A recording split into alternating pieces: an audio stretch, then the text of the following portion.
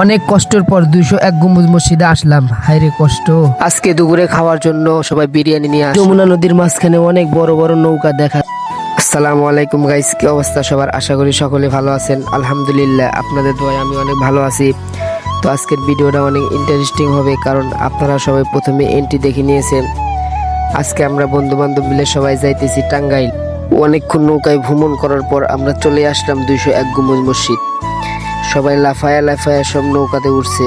ছোট্ট একটা নদী এখানে, এই নদীটা পার হওয়া লাগে। তো আমিও উঠে পড়লাম। গাইস, এটা হলো 201 গম্বুজ মসজিদ। চলেন ভিতরে যাই, ভিতরে একটু ঘুরে ঘুরে দেখি। সুবহানাল্লাহ গাইস, কত সুন্দর একটা মসজিদ দেখেন।